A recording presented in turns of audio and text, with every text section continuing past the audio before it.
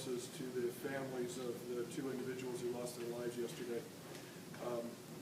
These are incidents and news stories to us, but these are deeply personal tragedies to the families, and I want to acknowledge the grief that they must be suffering at this difficult time. I want to spend a few minutes providing you with an overview of what we believe occurred yesterday evening. Let me give you a couple cautionary notes, however, first. First, we're conducting literally dozens of interviews and analyzing volumes of data. So it's not only possible, but I'd say it's even likely that some of the information that I share with you today is going to change. That's the nature of a complex investigation, and we're only in the beginning stages of this particular investigation. Second, because it's an officer-involved shooting that occurred at the conclusion of the events, I need to limit my comments to just those events which led up to that. The officer-involved shooting piece of this is under investigation by the multi-jurisdictional 21st Judicial District Critical Incident Response Team. And their findings, analysis and determination, their findings are then forwarded to the DA for his review and determination of lawfulness.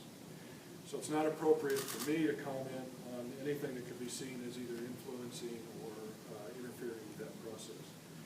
In fact, for the purposes of this briefing, I'm speaking only on behalf of our agency. I'm not speaking on behalf of the CERT team. So as near as we can determine at this early stage in the investigation, here's what we think occurred. Sometime yesterday evening prior to about 5:45 p.m., a 17-year-old young man became involved in a physical altercation with his father at their home on the Redlands. His father suffered injuries during that altercation. The son left the home in a silver pickup truck and also left with a long gun and a backpack containing ammunition and some other items. It would appear that the young man then proceeded east on Broadway because at about 5:49 p.m. he became involved in a head-on collision with a motorcyclist at Grand Avenue between 8th and 9th Street.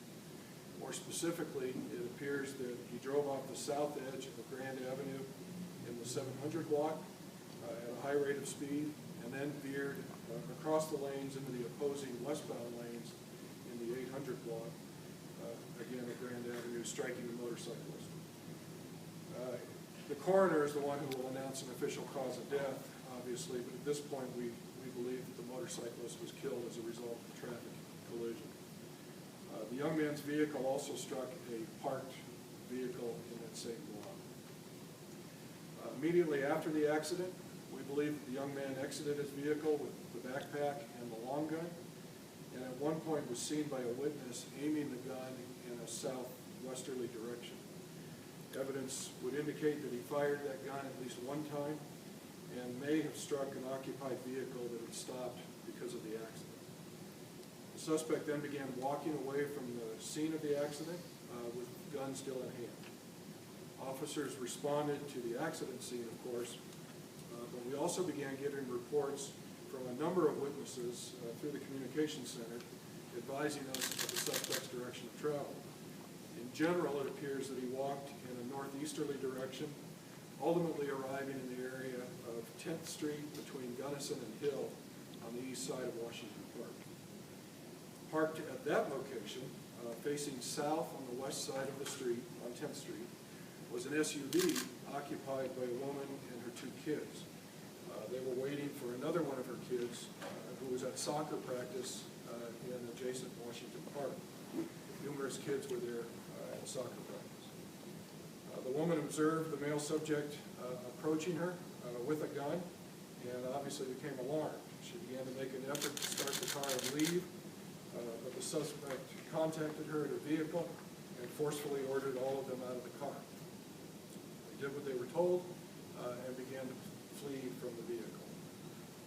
At about that time, which was, we believe, at about 5:57 p.m., officers from the Grand Junction Police Department, the Mesa County Sheriff's Office, and the Colorado State Patrol began arriving in the area, having received updates again from citizens calling into the communication center and relaying to all of us. From just across the street, they engaged the subject who was standing at the carjacked vehicle, and that's when an officer-involved shooting resulted.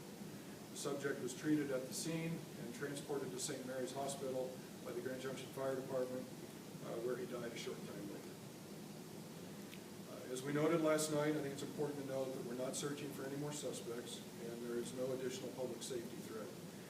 Thankfully, this incident ended before any further tragedy could ensue. As I also noted earlier, the entire incident is being investigated by the multi-jurisdictional 21st Judicial District Critical Incident Response Team, and that's made up of investigators from agencies throughout the valley and in consultation with the DA's office. The fatal accident in the 800 block of Grand was investigated by the Colorado State Patrol, also in coordination with the CERT team. And we also received crime scene assistance from the Colorado Bureau of Investigation. As I said earlier, this is a very complex investigation.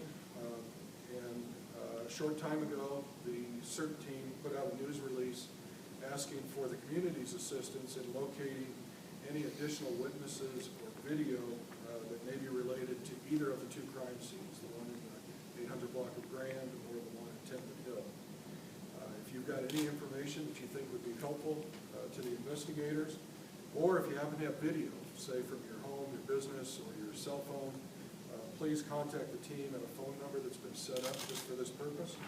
And that number is 970-244-3526. And like in any other case, you could also call Crime Stoppers at 241-STOP. So with that, we're available to answer some questions. Again, please keep in mind that we're very limited in our ability to comment on the actual officer-involved shooting that